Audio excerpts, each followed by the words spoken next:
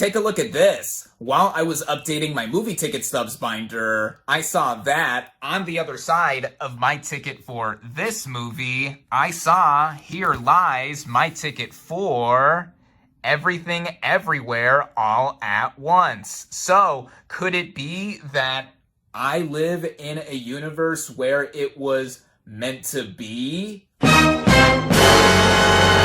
Nah, probably just a coincidence. I'm being stupid. Just move on to the next part of this video where I do my usual intro shtick.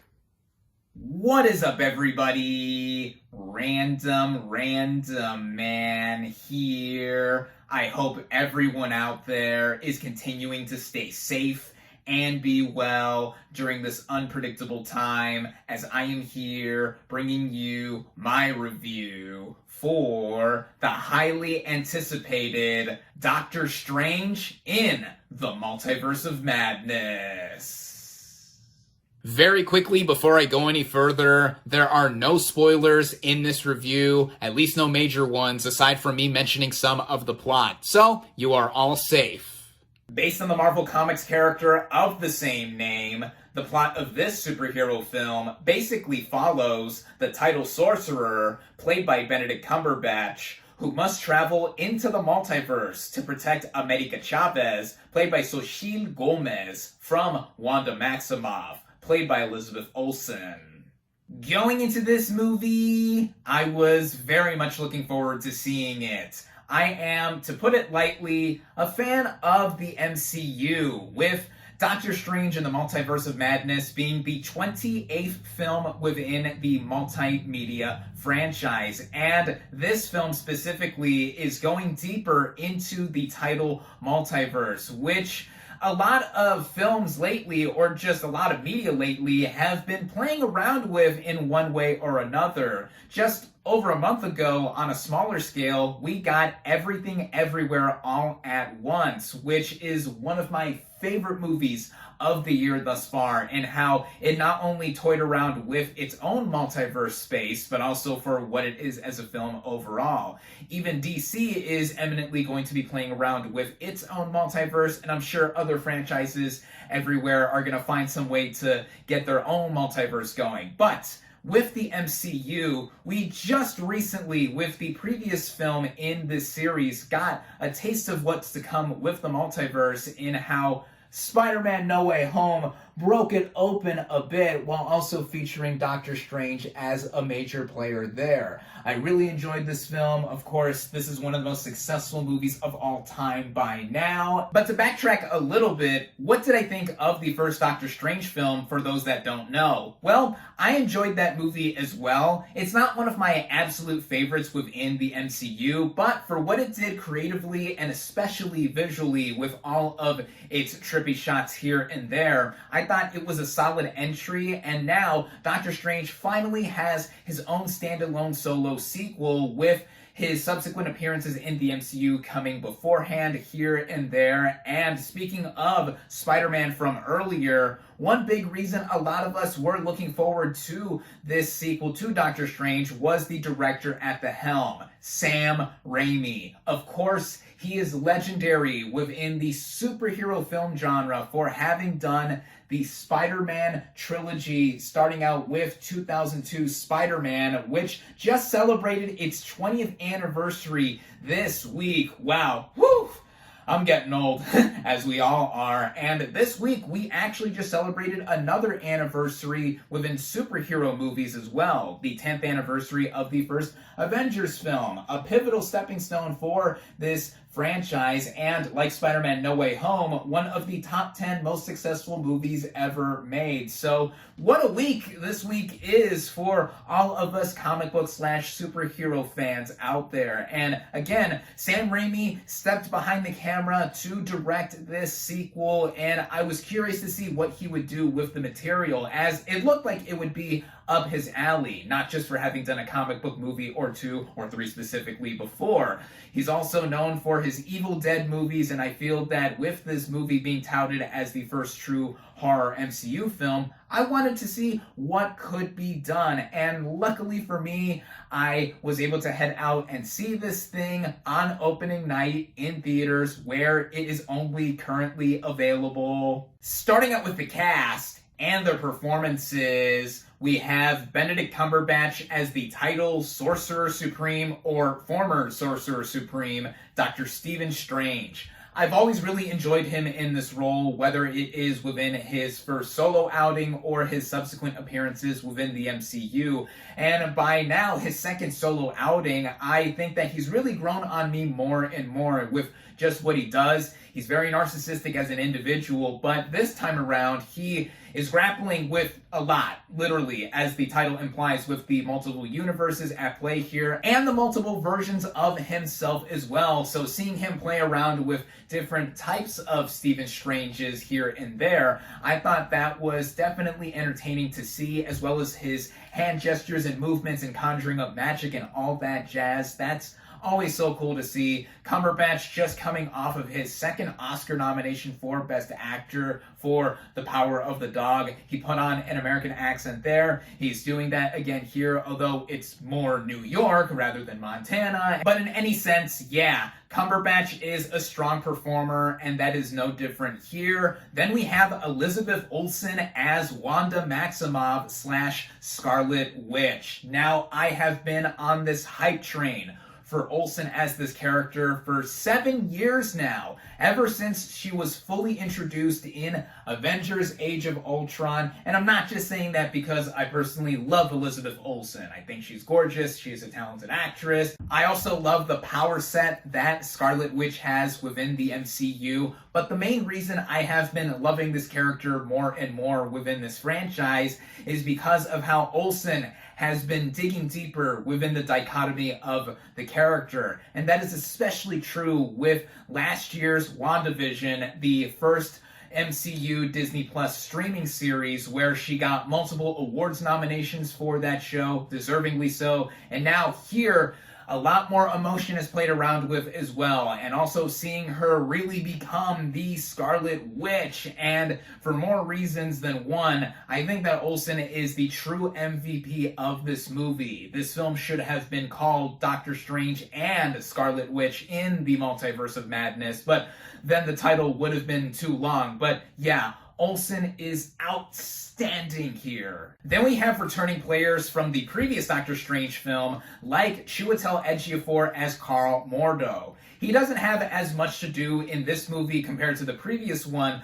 but I think that for what he does, especially opposite Cumberbatch as Strange, he has a pivotal moment or two in this film, and I always think Ejiofor is an exceptional performer. Then we have Benedict Wong as Wong coming back here for his third MCU movie in a row after his prior appearances in Shang-Chi and the Legend of the Ten Rings and Spider-Man No Way Home. I always think he is cool. He is the current Sorcerer Supreme, and the back and forth between himself and Strange about that, I think, is both funny, and also seeing how he is able to harness his own powers and the rest of Carmitage, that is just awesome to see as well. And then we have a notable new player here in Xochitl Gomez as America Chavez, who is someone who can hop in between multiple universes and has a specific power set that we see glimpses of throughout, and she is someone who is powerful as well, like Wanda Maximoff, and she is the main MacGuffin for the movie too. And for what she does, I think that she is a very spunky young performer. She's also Latina, specifically Mexican, I think, so órale! And for those of you who don't speak Spanish, no hables español, way? If you know, you know. I think Gomez is great here. And finally, we have Rachel McAdams returning from the previous Doctor Strange film as Christine Palmer, who is now Doctor Strange's ex. In fact, she gets married to someone else at the beginning of this movie, and I think she has more to do in this sequel compared to the original film, and this partially has to do with the idea of the multiverse being played around with, and that's all I'll mention there. Plus, I love Rachel McAdams. She's marvelous, pun intended. So with everyone here in the ensemble, I think that while everyone does a very, very good job, I gotta give it up to my girl Elizabeth Olsen as Wanda Maximoff / Scarlet Witch. The writing of this film by Michael Waldron, whose name totally escaped my mind as I was initially recording footage for this review, as he is the creator of Loki, another streaming series on Disney Plus within the MCU that is also multiverse based. It also just so happens to be my favorite of these shows thus far. Sets itself up not just as a sequel to the previous Doctor Strange film, but of course, given that this is a part of a bigger multimedia franchise, also connects the dots with various threads here and there in between that last film and now. And given that the multiverse is being played around with, there's a lot of ramifications that are set up in what could happen in the future as well. So naturally, it should come as no surprise that all of us MCU fans are expected to be caught up to date with what has been going on in between these Doctor Strange movies. No one should be telling us that. I don't need to be telling you that. But some important entries here include Avengers Infinity War, Avengers Endgame, WandaVision, as I mentioned earlier, and even another Disney Plus streaming series from Marvel, What If? And then, of course, Spider-Man No Way Home, as I mentioned earlier as well. But getting back into the main story of the Multiverse of Madness, it begins by dropping us into a set piece to where America Chavez is trying to escape her own fate and is then dropped into our universe, or for the sake of clarity, our main Doctor Strange's universe, to where then she gets involved by being the target of Wanda Maximoff in what has been happening after WandaVision with her character specifically. And then with that, this movie really just goes in and doesn't let up in terms of its pace for a lot of it, which does bring the movie up at a very rapid rate that is always going. It's always going for it. In other words, this movie wastes no time in getting itself going and being consistently entertaining. And I think that this is partially due to that direction of Sam Raimi in what he puts in here. But before I mention more of that, I think that getting any issues with this movie out of the way first, for me at least, I thought that the first half of this movie was rushed with the aforementioned rapid rate that the movie was going with, and it brushes over either some details or some other details that are important for the sake of exposition, like America Chavez's backstory, which we don't get a lot of here, and then the integration of Wanda Maximoff as she is feeling the effects of WandaVision afterward going into this movie, which for all of us that have been actively watching the MCU overall should come as no surprise. But for some, I think that'll throw off how this is all set up and overall executed. But I think eventually the movie does peter out a bit into balancing more of what it is going for, especially with more of the explanation of the multiverse and just the kind of effects that it would have if anything else is messed with, or specifically what is trying to be obtained here in America Chavez being the main MacGuffin. This is also helped out by the directing from Sam Raimi, and it's been a decade and a half since he last directed a superhero movie with Spider-Man 3, and it's also been almost a full decade since he's directed a full feature film with Oz the Great and Powerful. And I think coming back here with his first entry in the MCU is something that I felt was so fitting for him, given his whole horror background and also having experience with this kind of really weird material. It's here to where he conjures up witchy weirdness while also giving us his signature style throughout. This film has some of his trademark angles with close-ups and zooms at times, and with the horror elements that are at play here, it doesn't make it a full-on horror movie like it has been initially been touted, but I do think that it's so refreshing to see that here, and quite a bit of grisly imagery is put here and there with a lot more direct deaths, I should say, happening in this movie compared to the rest of the MCU. And I think that smaller kids, specifically younger elementary/grade school kids, would probably get freaked out by, but maybe I'm wrong. Maybe I don't give kids today enough credit, but I will say that one jump scare did get me while watching this movie, and it's usually hard for me to get scared by watching any movie, period, even with proper horror films. So while this isn't a full-on on horror movie, I do think that stylistically, with Raimi's direction and also a lot of the visuals here, do make it very distinct, at least from comparing it to the rest of Phase 4 that we have gotten so far cinematically. And speaking of that, getting into a lot of the technical elements of this film, like the first Doctor Strange movie, in itself visually, there's a lot played around with in the variety of the stylings with how stuff is rendered. The design of this one-eyed tentacle creature at the beginning of the movie I thought was unique, and also with this one montage sequence of sorts, like what was done in the first Doctor Strange film, going in between different universes and also just seeing Doctor Strange and America Chavez just floating in air and just being just so out of their minds and going through different places. I thought that was quite a literal trip. In shorter terms, I do think this movie has a distinct look to it in the way it is shot. I think that it would have benefited me to have seen this movie in 3D, but sadly, this film was not being offered in 3D at my local theater chain. I did see the first movie that way, but at least with this sequel, I saw it in my local chain's own premium format, XQ, as I mentioned how I saw The Northman in, also The Bad Guys, with a large laser projected 4K screen with booming sound. Yeah, that got me more immersed into the film.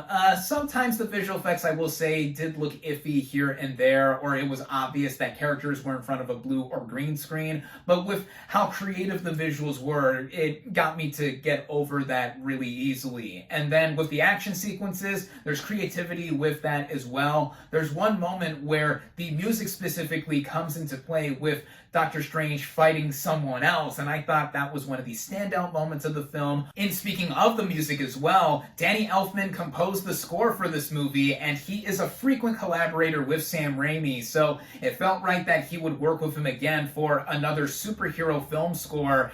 And there are his touches of whimsy that are in here, but also a lot of sinister elements as well, with how there is a bunch of darkness given the multiverse and the darker areas of it that are present in the film. Elfman really knows how to swell up tension while also giving it a distinct tonal feel while listening to the score, in contrast and in connection with the visuals as well. And with how the movie is all cut together in its editing and pace, as I said, the movie is fast-paced. A lot happens within it, and it runs at only 2 hours and 6 minutes. And I say that because, at least with some MCU movies recently, they've ran towards 2.5 hours or are 2.5 hours. So in comparison, the Multiverse of Madness is shorter than some of these films. But with how compact it is altogether, I thought that it was fitting for what it had to do, and it got done what it needed to got done narratively pretty efficiently, I would say. And I think that all in all, with the Multiverse of Madness, I really enjoyed watching it. With what is done here, and also digging deeper into some of the emotion and dichotomy of characters, specifically Scarlet Witch, and even opening the door, or just the multiverse, as I've said multiple times throughout this review. Try making that a game. Count every time I've said multiverse in this review.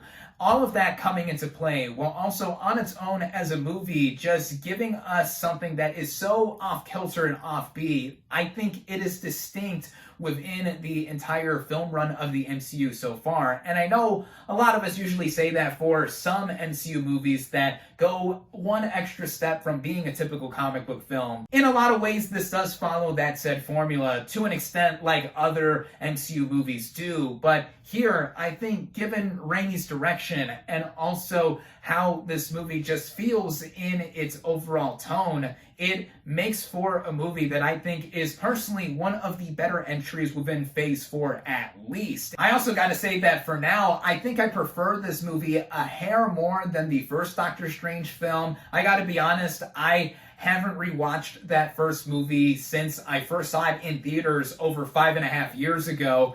I'm not a fan that religiously rewatches a bunch of these entries leading up to a new one, or just rewatches them often in general. So bear that in mind as well. But I think on its own, fans, of course, are going to find a lot to enjoy here. You don't need me to tell you that if you're a fan that you're already going to go see this movie. You've probably already watched it if you're watching this video right now, or are planning to go see it, or are about to see it. Also, you know the drill with these movies. Stay for both the mid and post-credit sequences. My final verdict for Doctor Strange in the Multiverse of Madness is 4 out of 5 stars.